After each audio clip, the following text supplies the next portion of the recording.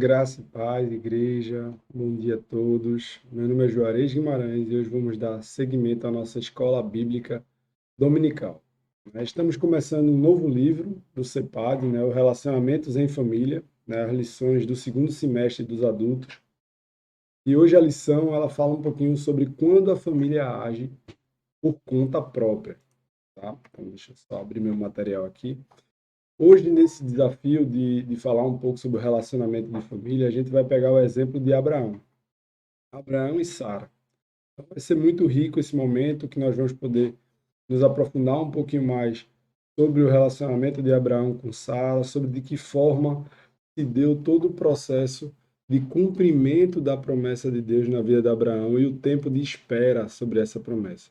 E muitas vezes os nossos relacionamentos familiares eles estão ali pautados em promessas, em confianças, em acordos, em contratos que o marido e a mulher faz ali no seu dia a dia.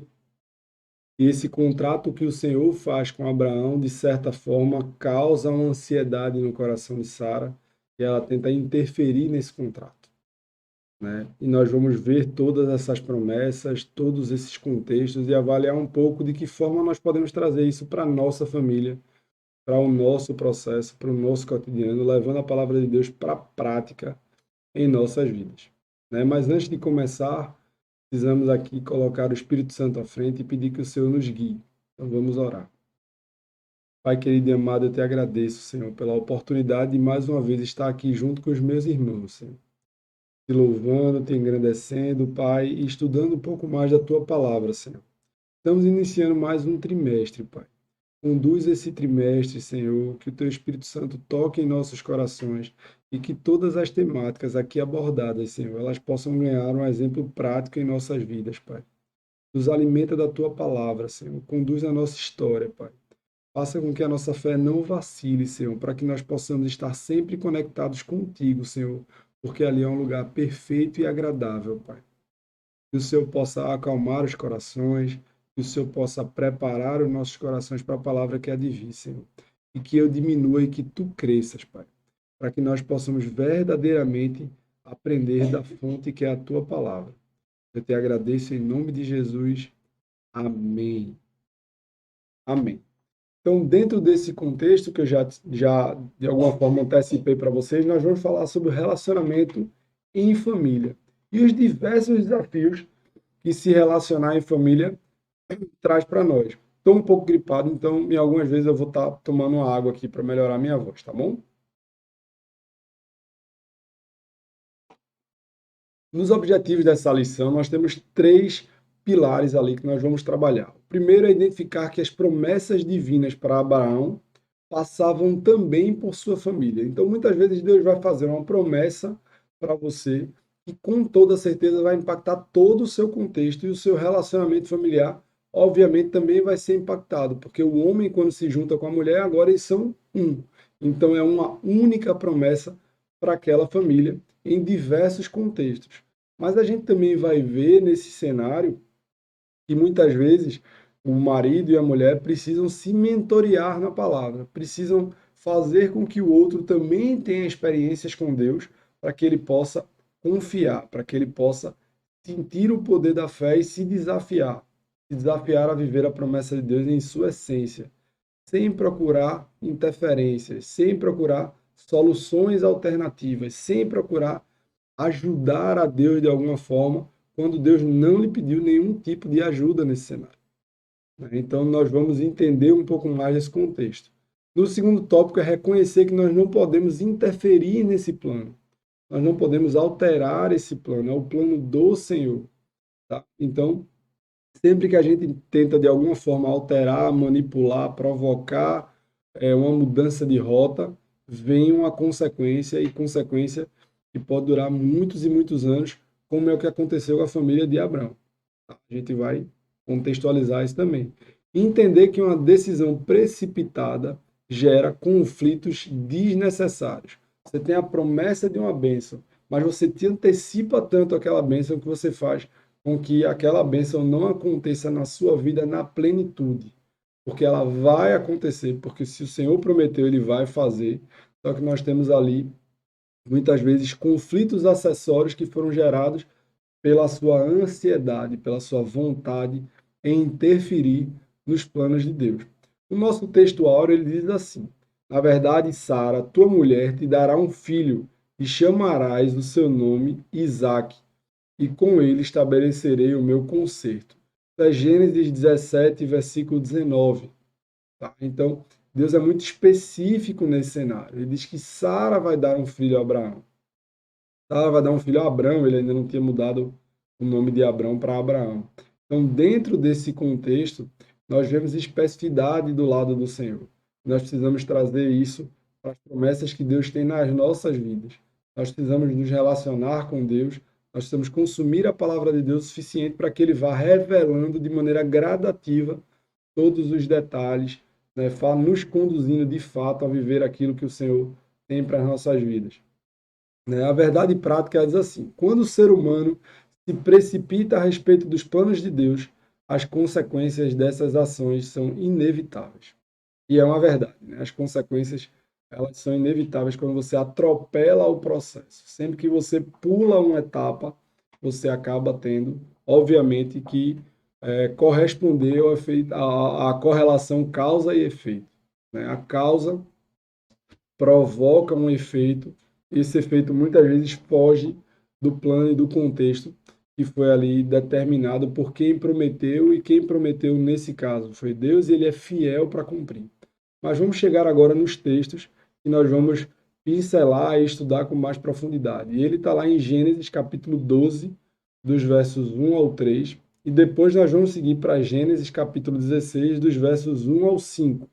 Então vamos iniciar aqui com Gênesis capítulo 2, do 1 ao 3. E diz assim: Ora, o Senhor disse a Abrão: sai-te da tua terra, da tua parentela e da casa do teu pai, para a terra que eu te mostrarei. E te far-te-ei uma grande nação, e abençoar-te-ei, e engrandecerei o teu nome, e tu serás uma bênção. E abençoarei os que te abençoarem, e amaldiçoarei os que te amaldiçoarem, e em ti serão benditas todas as famílias da terra. Eu vou, antes de avançar para o 16, eu vou ler novamente, para que fique bem claro a promessa que o Senhor fez a Abraão aqui nesse contexto. Eis assim: Ora, o Senhor diz a Abraão: Abrão, sai-te da tua terra, da tua parentela e da casa do teu pai, para a terra que eu te mostrarei, e te far-te-ei uma grande nação. Então, ele vai fazer de Abraão uma grande nação, e abençoar-te-ei e engrandecerei o teu nome, e tu serás uma bênção. E abençoarei os que te abençoarem, e amaldiçoarei os que te amaldiçoarem, e em ti serão benditas todas as famílias da terra. Agora nós vamos, uma vez entendendo que o Senhor prometeu abençoar Abraão de uma forma que o nome dele seria engrandecido e que ele seria ali pai de uma grande nação, faria de Abraão uma grande nação.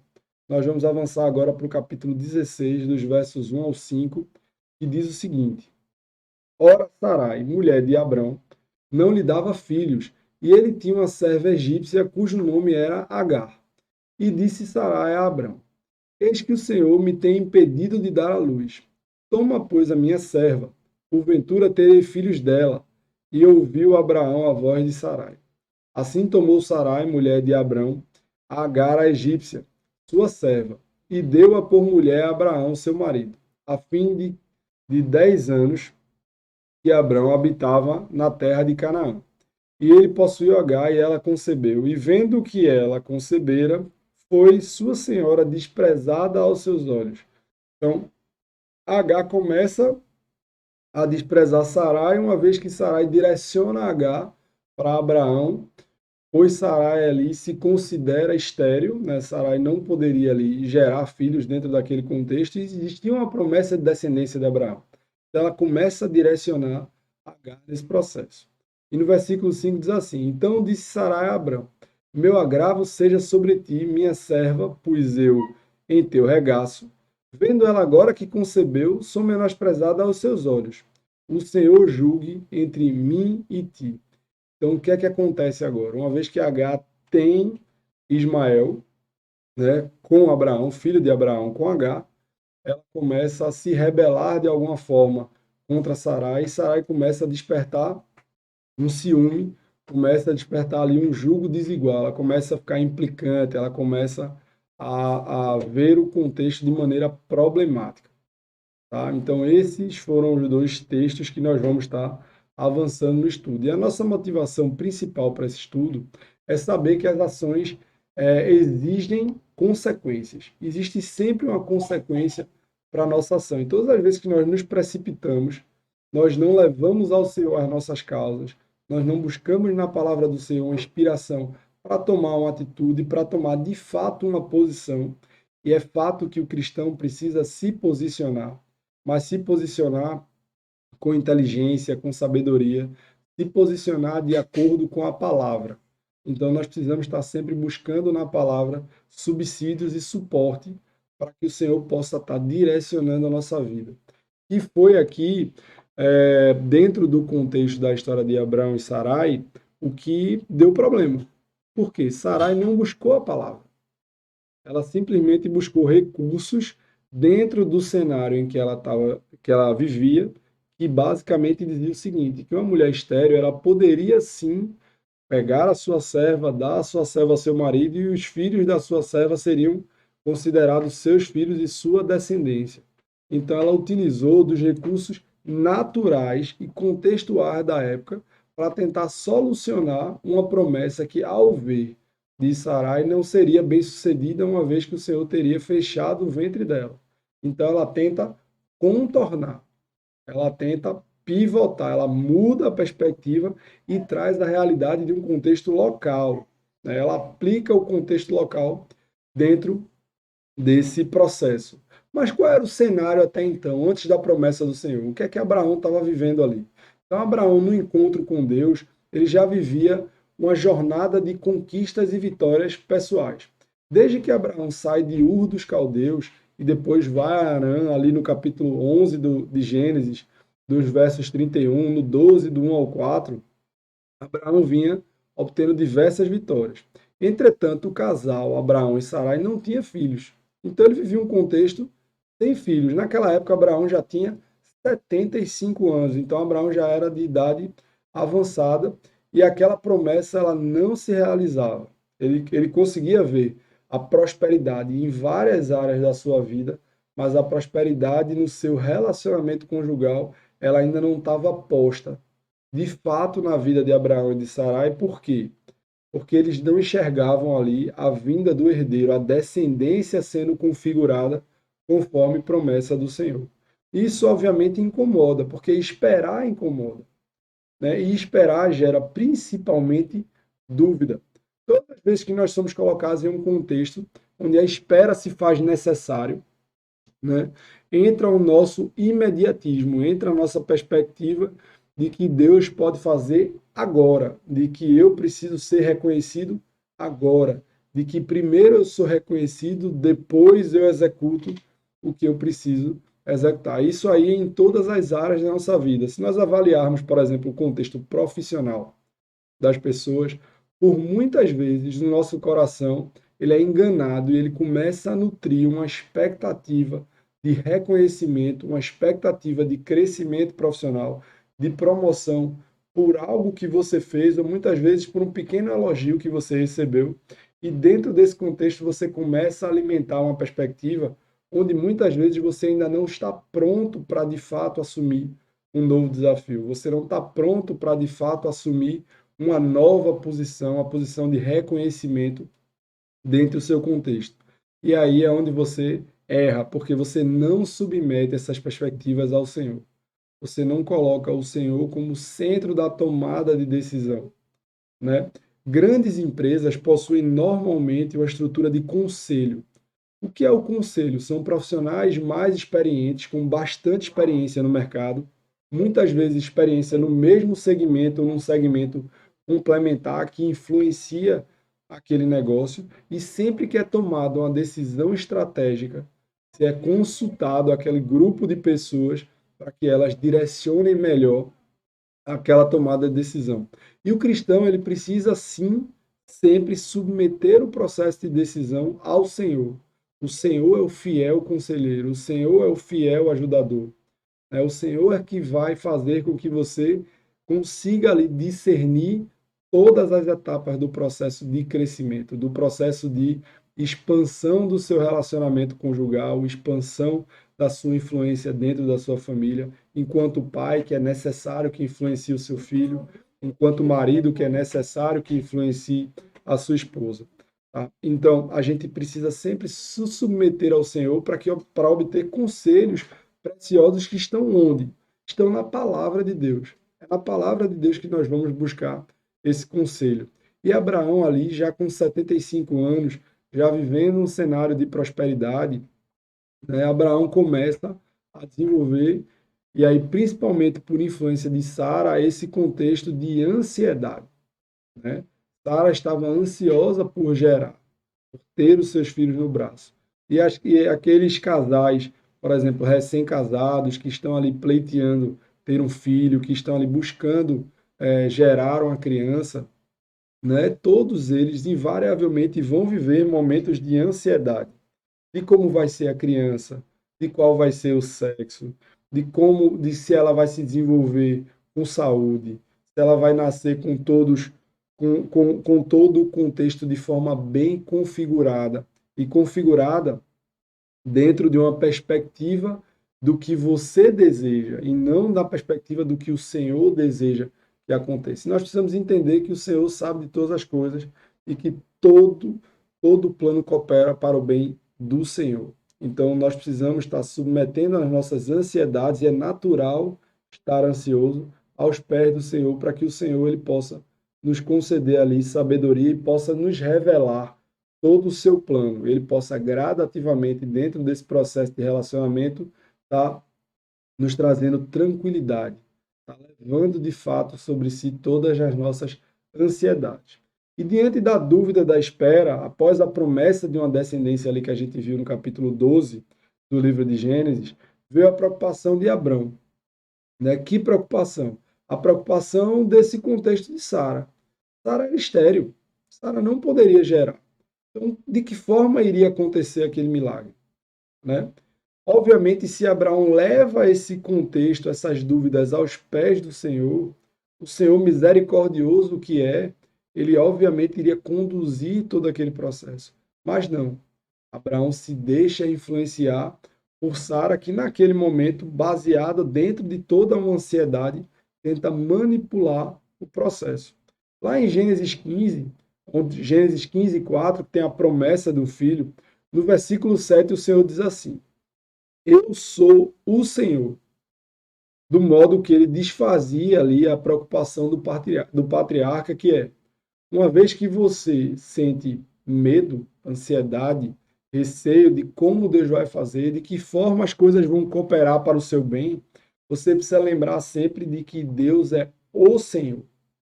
Ele é capaz de fazer. Lá em Números, capítulo 23, no versículo 19, ele diz assim: Deus não é homem para que minta, nem filho do homem para que se arrependa. Porventura diria ele e não faria, ou falaria e não o confirmaria. Então, Deus ele vai sempre confirmar, ele vai sempre fazer com que a sua vontade prevaleça.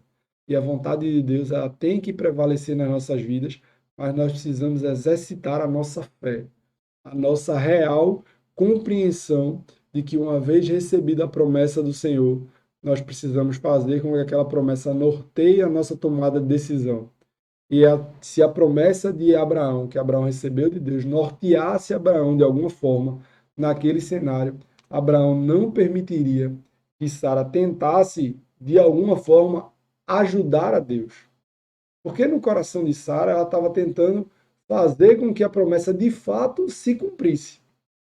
A promessa que ela, da forma como ela tinha entendido e não se submetido ao Senhor, por exemplo, Sara ali não tinha tido nenhuma experiência mais profunda com Deus, ela não tinha se submetido ao Senhor para viver enquanto família a promessa concedida ao seu marido, Sara tenta de alguma forma ajudar.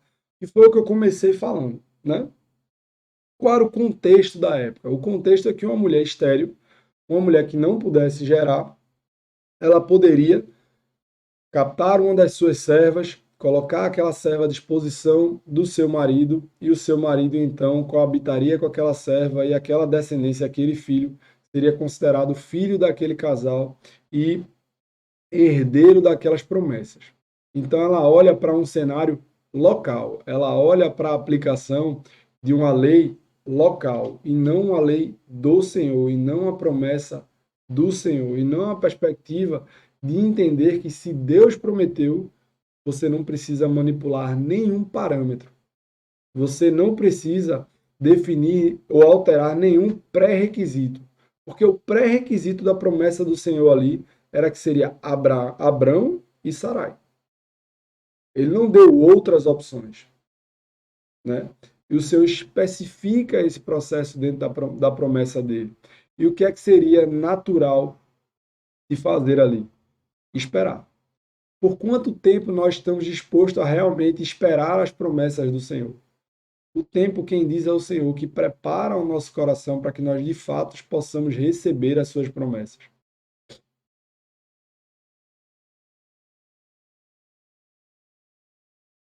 E entender que esperar é um ato de fé, é um ato de subserviência à vontade de Deus, é algo que tem que ser natural na vida do cristão.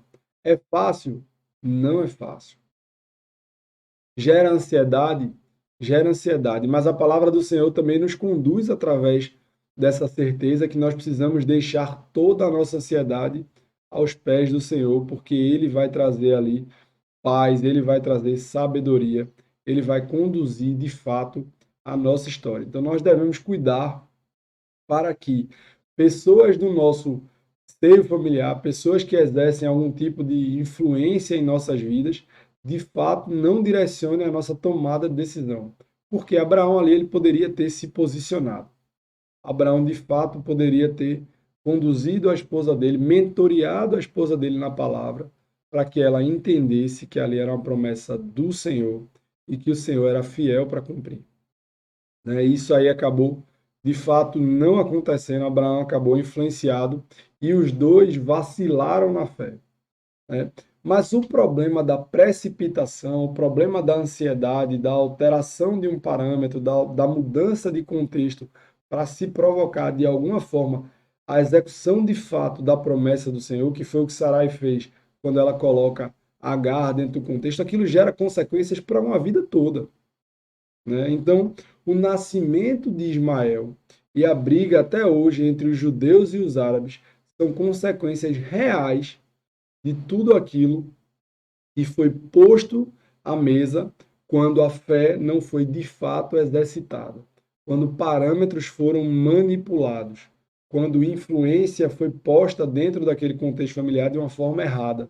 E é natural que o marido influencie a sua esposa, que a esposa influencie o seu marido, que os filhos e os pais estejam num contexto de influência.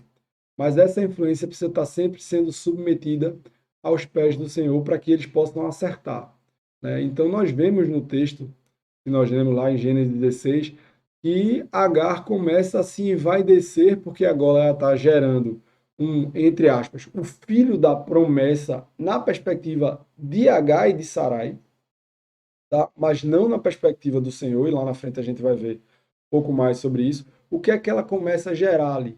Ela começa a gerar ali uma altivez, uma vaidade. Por muitas vezes, quando você tem um servo, quando você tem um contexto de subserviência, e você reconhece aquele servo de uma maneira errada, e você posiciona aquele servo sem o devido preparo, e você posiciona aquela pessoa para um espaço de honra, para um espaço de destaque, de diferença, você precisa também entender que muitas vezes a consequência é a vaidade, e a vaidade ela culmina na soberba, e Provérbios já nos alimenta ali, Provérbios de Salomão já nos diz que a soberba precede a ruína. Então a soberba de Agar, junto com o ciúme de Sarai, ocorreu a ruína daquele contexto familiar provocado por eles, e não idealizado pelo Senhor, e não prometido pelo Senhor. O que nós vemos ali é um contexto que houve uma manipulação de parâmetro. Sarai disponibiliza H para deitar com Abraão. Abraão foi fraco naquele contexto, porque ele não refutou aquele cenário, ele não, de alguma forma, tentou levar aquela decisão para a palavra, para o contexto do Senhor, ipsis litera, a promessa feita por Deus, né? Ele não conduziu aquele cenário e pela, vamos dizer, negligência de Abraão, tudo aquilo ali se desenrolou numa forma em que Agar começa a se envaidecer, Sarai começa a ter ciúme, e começa a ter de fato um conflito, e esse conflito aí culmina na ruína que dura até hoje entre dois povos, os judeus e os árabes, que brigam de maneira concomitante desde aquele período até os dias de hoje, como consequência da precipitação de Abraão e de Sarai com relação à promessa do Senhor. Foram 25 anos, né, de espera, 25 anos entre a promessa e de fato a chegada de Isaac. Então, isso obviamente fez com que a família deles vivesse um momento conflituoso, um momento muito desafiador. Tá? E nós precisamos entender que nós somos fracos, nós somos falhos, nós somos suscetíveis à influência. Mas sempre que nos percebemos de alguma forma frágeis, nós precisamos voltar para a palavra e nós precisamos nos rodear de fato de conselheiros do Senhor. Tá? Então, buscar conselho do pastor, buscar conselho de um presbítero, submeter o conselho que o pastor deu e que o presbítero deu ali em algum cenário à vontade e à palavra do Senhor. Então é escutar o conselho, ouvir o contexto e buscar na palavra e pedir que o Senhor nos influencie na palavra, né? Que o Senhor traga de fato a confirmação, porque só o Senhor sonda o teu coração e conhece os detalhes do teu coração. Só o Senhor está presente nas conversas que você não está presente. Só o Senhor está ouvindo, está entendendo cenários que você não está ouvindo e que você não está entendendo.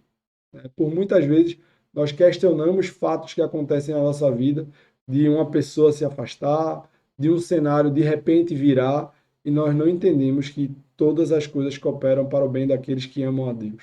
E que o Senhor vai implementar na nossa vida um contexto de sabedoria e de vitória segundo a palavra de Deus, para que nós tenhamos o fim que nós desejamos, que é entrar no gozo do nosso Pai, ser aceito como filho de Deus, é ser recebido pelo Senhor e ter entendido que dentro desse processo exercitar a fé é fundamental. Exercitar a fé é fundamental. Não tentar manipular parâmetros, não deixar que a nossa ansiedade passe à frente na tomada da decisão e que nós fatalmente tenhamos que conviver com consequências dessa ansiedade, dessa falta de sabedoria, dessa ausência de discernimento. E os homens têm papel primordial como mentores dentro desse processo. Nós precisamos nos posicionar, né?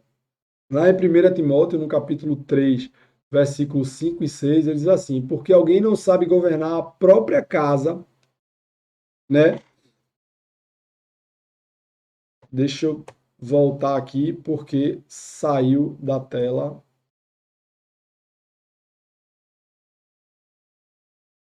Porque alguém não sabe governar a própria casa, terá cuidado para a igreja, terá cuidado da igreja.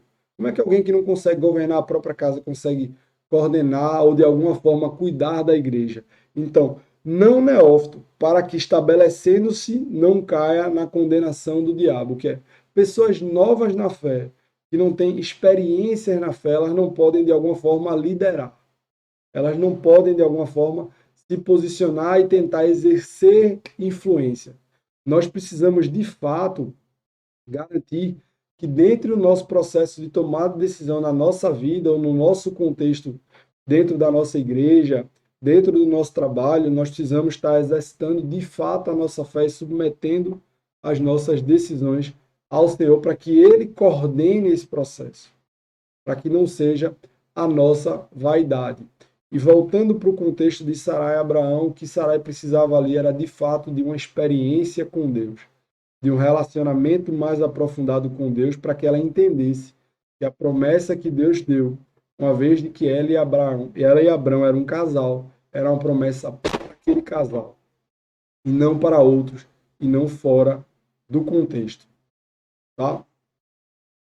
Então, chegando agora no momento final dessa aula que nós tivemos aqui hoje sobre o relacionamento familiar, trazendo para o contexto a relação de Abraão, Sara e Agar, que teve como consequência Ismael, que teve como uma consequência fatos que nós vemos até os dias de hoje entre os árabes e os judeus, nós podemos ter a certeza de que o Senhor ele deve nos mentorar dentro de todo o processo. Nós devemos, de fato, buscar na palavra sabedoria e entendimento para conduzir os nossos relacionamentos familiares, para exercer influência nos nossos filhos, para exercer influência na nossa esposa, para ser passível de uma influência por parte da nossa esposa para a nossa vida, desde que essa influência seja percebida e seja conduzida pela palavra de Deus.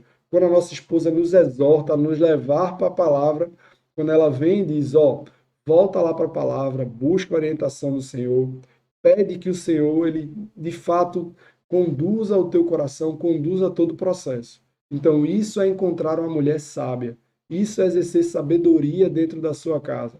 Quando por algum motivo nós vemos nossos filhos angustiados por algum cenário que possa na cabeça deles ser desfavorável, na cabeça dele possa ser um cenário complicado, nós levamos para ele, nós os ensinamos com um exemplo de que forma devemos reagir a um cenário desfavorável, que é colocando o joelho no chão, entregando aquele cenário ao Senhor e dizendo, Senhor, que seja feita sempre a tua vontade. Se nós erramos, nós reconhecemos o erro. E nós reconhecemos o erro para todos aqueles que, de alguma forma, possam ser afetados por aquele erro. Né? Nós levamos e pedimos perdão para nossa esposa se nós falhamos em não dar ouvidos a ela em algum momento. Nós levamos o nosso contexto para pedir perdão, muitas vezes, aos nossos filhos por uma decisão, por uma palavra mais ríspida, prosperida no dia a dia.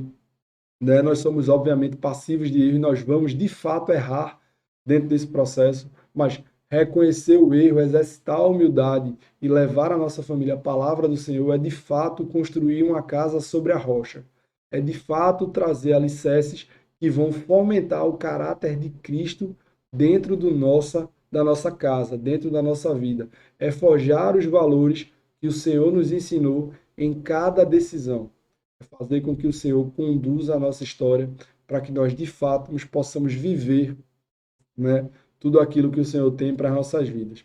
Eu agradeço mais uma vez a oportunidade de estar com vocês no dia de hoje. Espero que essa aula tenha sido proveitosa, como foi para vocês, como foi para mim. De fato, é um prazer servir na casa do Senhor, é um prazer estudar na escola dominical, porque ela com certeza traz um parâmetro diferente para a nossa história, diferente para a nossa vida e nos traz a consciência que nós precisamos sempre voltar e buscar na palavra uma verdadeira orientação.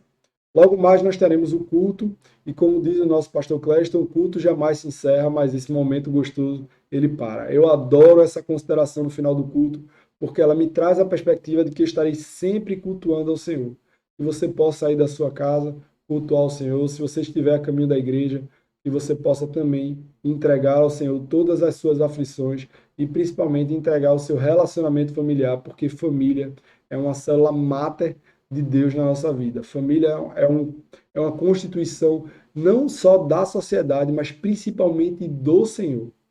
E que nós possamos preservar a família, que nós possamos desenvolver relacionamentos familiares cada vez mais saudáveis e pautados no caráter de Cristo.